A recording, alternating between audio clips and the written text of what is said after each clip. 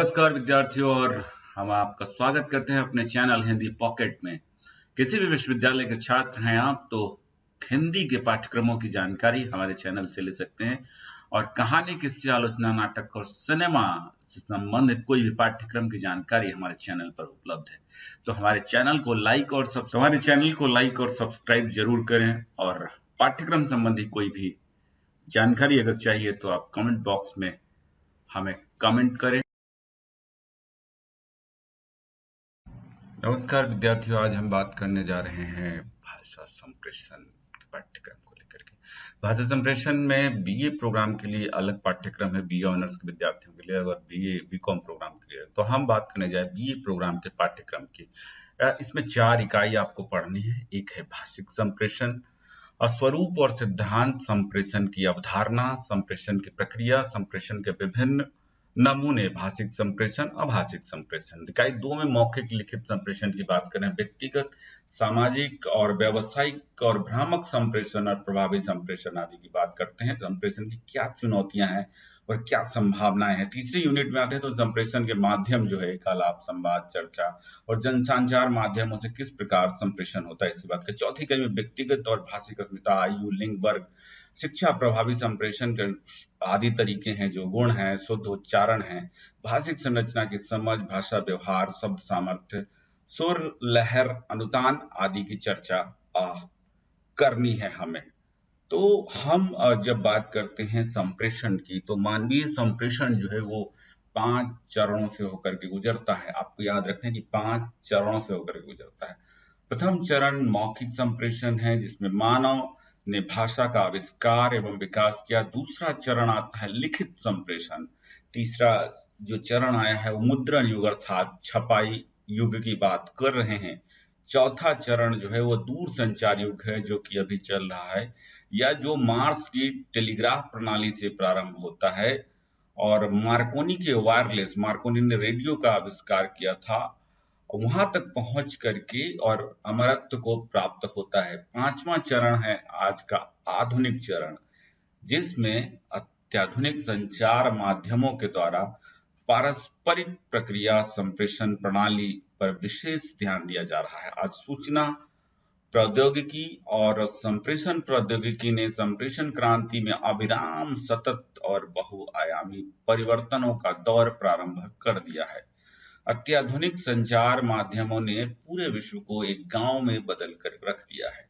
आज कोई भी घटना अगर अमेरिका में घटती है तो वो हमें पता चल जाता है। मानो कि किसी ने गांव से हमें फोन करके बता दिया हो कि आ, क्या घटना अमेरिका में घटी है, तो आज हमारे लिए चाहे ब्रिटेन हो, चाहे अमेरिका हो, या विश्व के ग्लोब पर जो है कोई भी हिस्सा हो, उसकी खबरें जो है तुरंत हम तक पहुंच जाती है। तो ऐसा लगता है कि एक ही गांव में घटित हो रही खबरें हैं। तो इस तरीके से इसको ग्लोबल गांव में जो बदलाव हुए, उसने संप्रेषण के कई अर्थ खोल दिए हैं, कई माध्यमों को खोल दिया है, कई चरण। आज व्हाट्सएप आ गया है, ईमेल पहले चल रहा था, फेसबुक है, और तमाम तरह के सोशल मीडिया है। इन्होंने भी संप्रेषण के माध्यमों के अलग अलग अभिव्यक्ति के द्वार खोले हैं। इस पर चर्चा होगी। ये मैंने आपको बता दिया कि मानवीय संप्रेषण जो है 5 चरणों से गुजर करके और आज यहाँ पहुंचा है कि हम उसका अध्ययन करने जा रहे हैं। तो आइए हम अब जानते हैं कि संप्रेषण का अर्थ क्या होता है। तो हिंदी में अंग्रेजी के कम्युनिकेशन शब्द के लिए संप्रेषण, संवाद, संचारण और संचार शब्दों का प्रयोग मिलता है। अलग अलग संदर्भ और प्रसंग में लोग इन शब्दों का प्रयोग करते हैं। संचार शब्द संस्कृत की चर धातु में सम उपसर्ग जोड़कर बना है, जिसका अर्थ है चलना, घूमना, इधर उधर भेजना, फैलाना, पहुंचाना आदि। संवाद शब्द संस्कृत की वद धातु एवं सम उपसर्ग जोड़ करके बना है, जिसका अर्थ होता है बातें करना, वार्तालाप करना, समरूप होना, बोलना आदि। तो भाषा संप्रेषण का ये शाब्दिक अर्थ है, जो कि अंग्रेजी की कम्युनिकेशन शब्द का हिंदी रूपांतरण भी है। हम अगले दौर में पहुंचेंगे तो संप्रेषण के अर्थ को लेकर के अगर हम बात कर ले, एक बार बात कर ही देनी चाहिए हमें। तो हम आपको बता दें कि संप्रेषण शब्द जो है संवाद आदि शब्दों के लिए प्रचलित है। जैसा कि मैंने आपको बता दिया है कि किस प्रकार से संवाद शब्द का भी आप अगर अर्थ जानना चाहते हैं तो वो भी मैंने आपको बता दिया है कि संवाद शब्द संस्कृत की वद धातु में सम उपसर्ग से धन प्रत्यय के योग से बना है। संस्कृत में वद धातु का अर्थ कहना, बोलना, उच्चारण है। अब हम आते हैं इसकी परिभाषा पर। तो परिभाषा जो है, जब आप प्रश्न का उत्तर भी लिखेंगे तो इन परिभाषाओं को जरूर अपने जहन में रखिए। सबसे पहले मैं कीथ डेविस की परिभाषा पर बात कर लेता हूं। संप्रेषण एक व्यक्ति से दूसरे तक सूचना और ज्ञान के आदान प्रदान की प्रक्रिया है। डेल्टन ई मैकफेरलैंड ने संप्रेषण को विशद रूप से इस तरह परिभाषित किया जा सकता है कि मानव के मध्य सार्थक पारस्परिक क्रिया की प्रक्रिया है।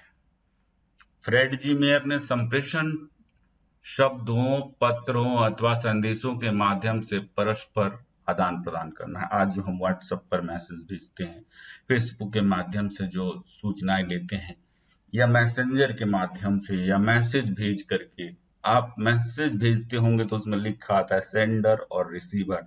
तो ये सेंडर और रिसीवर की जो प्रक्रिया है, यानी प्रेषक को और प्राप्तकर्ता के बीच जो आदान प्रदान है, उसको हम संप्रेषण कहते हैं। ऑक्सफोर्ड की इंग्लिश डिक्शनरी के अनुसार संप्रेषण बोलने, लिखने अथवा प्रतीकों द्वारा विचारों अथवा ज्ञान को बताना, व्यक्त करना या आदान प्रदान करना संप्रेषण है। वस्तुतः संप्रेषण के स्रोतों एवं प्राप्तकर्ता के मध्य अर्थवान प्रतीकों का किसी माध्यम द्वारा किया गया आदान प्रदान है। यह माध्यम पेपर से लेकर कंप्यूटर तक कुछ भी हो सकता है। अब हम बात कर लेते हैं और विद्वान है उनकी, जॉन डेवले। ये जॉन डेवले कहते हैं कि मनुष्य के दिमाग में विचार का बनना व बदलना भी संचार है। आपको ध्यान से समझने की जरूरत है। विचार का बनना और बदलना भी संचार है। ऐड अगर आप देखते हैं तो ऐड के माध्यम से आपके दिमाग में एक विचार बनता है, और अगर कोई विचार चल रहा होता है तो उसमें बदलाव होता है। ये भी एक संप्रेषण है। तो ऐड के माध्यम से बाजार हम तक कोई चीज संप्रेषित करता है और हम उसे अपने दिमाग में प्राप्त करके वही सामान खरीदते हैं। मान लीजिए कि अभी तक मुझे नीली टी शर्ट खरीदने का दिमाग में चल रहा था कि मुझे नीली टी शर्ट खरीदनी है, लेकिन अगर मैंने कोई विज्ञापन देखा और उसमें कोई जो विज्ञापन का प्रस्तुत करता है उसने अगर पीली टी शर्ट पहनी है तो उसके पीली टी शर्ट को देख करके एक संदेश गया कि पीली टी शर्ट ज्यादा अच्छी लगेगी नीली के माध्यम से, और मेरे दिमाग ने उसके मैसेज को रिसीव कर लिया और इसको हमने इस तरीके से प्राप्त कर लिया। तो ये जो आदान प्रदान की प्रक्रिया है ये भी संचार है। जे पॉल लिंगस की बात करें तो वो कहते हैं कि यह एक ऐसी प्रक्रिया है जिसमें दो या दो से अधिक अभिव्यक्ति एक ऐसे रूपों में विचारों, तथ्यों, अनुभवों अथवा भावों का आदान प्रदान करते हैं जिससे व्यक्ति प्रत्येक संदेश का सामान्य ज्ञान प्राप्त कर लेता है। वास्तव में यह संचारक और व्यापक के बीच किसी संदेश का देने के लिए की गई एक सामूहिक क्रिया है। अब आते हैं हम हॉलैंड की बात करते हैं। हॉलैंड कहते हैं कि संचार एक ऐसी शक्ति है जिसमें एक एकाकी संप्रेषक दूसरे व्यक्तियों को व्यवहार बदलने हेतु प्रेरित करता है, इंस्पायर करता है अपने विचार से दूसरे व्यक्ति को कहिए कि अपने विचारों को बदलने के लिए।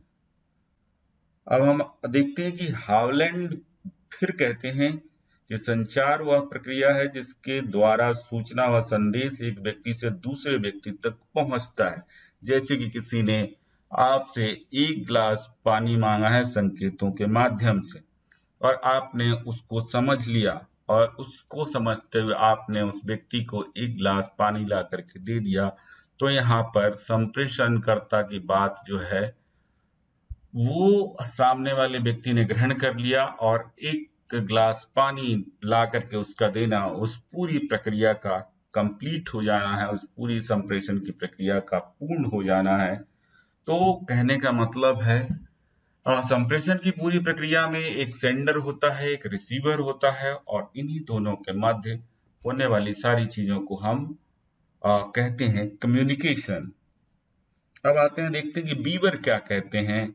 वे सभी तरीके जिसके द्वारा एक मनुष्य दूसरे मनुष्य को प्रभावित कर सके संचार है। बिल्बर श्राम क्या कहते हैं, संचार वह प्रक्रिया है जिसके द्वारा स्रोत से श्रोता तक संदेश पहुंचता है। तो अगर हम इन सभी परिभाषाओं को देखें तो हम जिस निष्कर्ष पर पहुंचते हैं वो साफ साफ दिखाई पड़ता है कि संचार मानव संबंधों को जोड़ने का एक बहुत बड़ा हथियार है। संचार के द्वारा दो या दो से अधिक लोगों के बीच में सूचनाओं का आदान प्रदान होता है। संचार के द्वारा जो है अ, समाज में सामंजस्य भी बनता है। कहते हैं कि जनरेशन गैप एक शब्द आता है, पीढ़ियों के बीच में गैप। तो इसका मतलब क्या हो गया कि एक प्रॉपर कम्युनिकेशन जो है वो दो पीढ़ियों के बीच में नहीं हो पाया। तो प्रॉपर कम्युनिकेशन जब दो पीढ़ियों के बीच में नहीं हो पाता है तो वहां पर इसको संवादहीनता की स्थिति कहते हैं, यानी नो डायलॉग्स इन बिटवीन की बात आ जाती है। तो उस स्थिति में कम्युनिकेशन गैप शब्द का इस्तेमाल होता है। तो आप समझिए, अगर कम्युनिकेशन गैप का शब्द का इस्तेमाल होता है तो उससे साफ साफ पता चलता है कि कम्युनिकेशन गैप जो है वो